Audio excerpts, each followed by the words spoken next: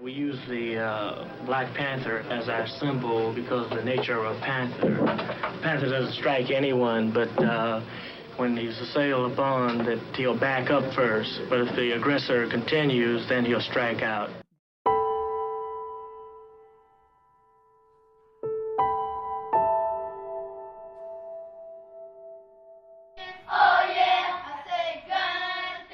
In American history, few groups have been responsible for both preschool lunch programs and dramatic militantism. One of the only groups capable of this feat was the Black Panther Party, which was born out of the conflicts of black civil rights in the 1960s and killed by the inability to compromise with itself and the world around it. This revolutionary party, with their endless determination and spirit, produced controversies all over the country with implications lasting into the modern era. In 1966, the Black Panther Party was established by Huey P. Newton and Bobby Seale in Oakland, California. Igniting change in the conflicts of oppressed black communities was the forefront goal of the party. In addition, they fought for the equality of other minorities who faced oppression in their communities. We wanted to end racism. We wanted to end war. We wanted to end sexism. We wanted to end homophobia. Through the knowledge of their constitutional rights, specifically the Second Amendment, the Panthers were able to arm themselves to combat police brutality and the many social injustices facing blacks within Oakland. California Penal Code Section 12020 through 12027, and also the Second Amendment of the Constitution guarantees the citizen a right to bear arms on public property. This knowledge prompted the Panthers to have an intimidation factor toward the police. Because the ability to combat police brutality was so revolutionary within Oakland, the party and its culture spread to cities all over the United States, allowing communities of blacks to feel safe. However, the party was not always viewed so kindly.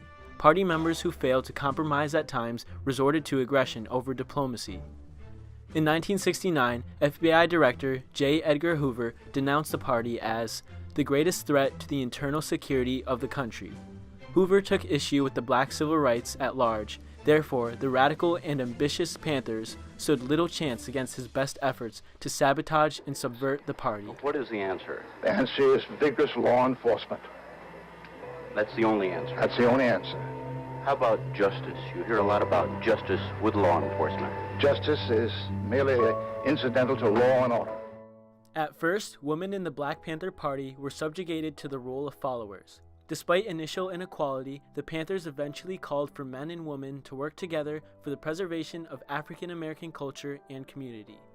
A compromise between men and women was necessary in the eyes of the Panthers. If they preached equality between races, why exclude equality between sexes? He knows that all the people don't have liberties, all the people don't have freedom, and all the people don't have power, so that means none of us do. This allowed for young, influential women like Erica Huggins to assume a leadership role. As the leader of the Los Angeles chapter of the Black Panther Party at only 18 years old, she formed political education classes and breakfast programs for children. After the death of her husband, she left for New Haven, Connecticut. She soon helped to instrument the legitimization of the New Haven chapter of the Black Panther Party. Despite her efforts, she would soon find herself in the conflicts of the New Haven Black Panther trials involving Alex Rackley's murder. Black Panther members were extremely committed to their party. Therefore, a watchful eye was given to any new members. Hoover's FBI constantly attempted to infiltrate the party to obtain information and gain awareness of their activity.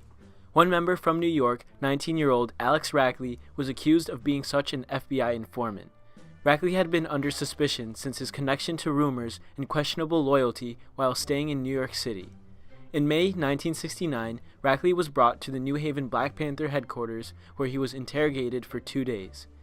3 main party members involved were George Sams Jr., Warren Kimbrough, and Lonnie McLucas. At the time, National Party leader Bobby Seale was giving a speech at Yale University. Heading the interrogation, Sams gave orders to Kimbrough and McLucas to tie up Rackley and pour boiling water on him. However, he claimed that it was Bobby Seale who, while visiting the headquarters after his speech, gave the command to execute Rackley. The next day, Sams led the men with Rackley to nearby Middlefield, where Rackley was shot and left in the Coggin-Chog River. Once the body was found, the New Haven police invaded the Black Panthers' headquarters and arrested 9 members they believed were involved with the murder. They became known as the New Haven Nine. As a leader of the party, Erica Huggins knew her own members. However, George Sams, who had just arrived to New Haven with Rackley, provoked unwanted violence and induced his dominance over the other members. George Sams brought Alex Rackley to the party office. I knew Lonnie McLucas was a really wonderful member of the Black Panther Party chapter in New Haven. And so I knew him because he quietly did his work. George Sams positioned himself and, let's say, postured with a way that he was the leader. He knew everything. And so if Lonnie and or anybody else listened to him, it was because he was himself so aggressive and violent. Alex Rackley was a quiet, almost silent young man. And I could tell that he was being held in a certain way by George Sams, like held against his will. Sams and Kimbrough pled guilty for their involvement in the murder case with a plea bargain. A series of trials beginning with McLucas would be carried out. The plan was to first convict McLucas so all other Panthers would be easily convicted. Ultimately, the goal was to convict Erica Huggins, the leader for the New Haven Black Panther chapter, and Bobby Seale, the party national leader. One Harvard reporter who attended the trials concluded, "Black people are probably one of the groups in the United States who experience oppression most severely, who have the least opportunity to control their own lives." The trials attracted enormous attention. On May Day, 1970, 15,000 members from the Panther Party and their supporters came to New Haven to protest the trial. Yale opened its gates to the crowds, and many students joined the protest. Because of anti-Vietnam War riots in Harvard, New Haven prepared for violence with police and the National Guard present. The only thing we knew was that there was a situation where they expected some violence and they wanted some more protection, and I knew the police were going to be there, but they needed somebody to support everybody else. Nothing did happen. We were prepared if it was going to happen, but it never did, thankfully. So nobody got hurt. There was some people threw some paint at us, I guess, but that was it. No shots were fired, and a lot of it was because they were able to sit down with people from Yale University and come up with some decisions. Kimbrough, McLucas, and Sams all received prison sentences, but the Seale and Huggins trials proved more problematic, with the jury selection taking 4 months. At a faculty meeting, Yale president Kingman Brewster Jr. stated, "I am skeptical of the ability of black revolutionaries to achieve a fair trial anywhere in the United States." The case sparked protests, unprecedented security precautions, the longest ever jury selection process in state history, and national debate over the ability of a black revolutionary to receive a fair trial. After long deliberation, the jury became deadlocked, unable to resolve the conflict.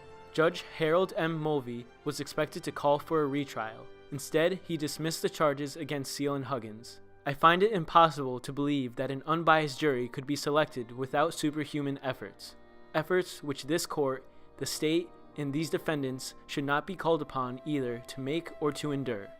Judge Harold M. Mulvey. However, not everyone agreed with Judge Mulvey. For example, the Ann Arbor News released a statement saying, "The Bobby Seale-Erica Huggins case is nothing to take pride in if the presiding judge is taken seriously in his past trial statements. Dismissing cases for publicity and biased juries is active non-justice. All that means is that attorneys who want to get controversial clients off need only to stir up attention. It's also called making a case into a cause." The Black Panther Party endured conflict throughout its entire lifespan. Events such as the New Haven trials were not isolated. Muddled with biases on both sides, neither the Panthers nor those who opposed them could come to an agreement with what the party's true goal was. Thus, tragedy such as the death of Alex Rackley and so many others within America occurred due to the inability to compromise. The party disbanded in 1982, and sadly, events such as those that occurred to Huey Newton still occurred in today's society. Police brutality remains an issue within the black community in America. However, the Panthers have left a lasting impact on our society, and the culture surrounding them still rallies, as well as divides American citizens to this day.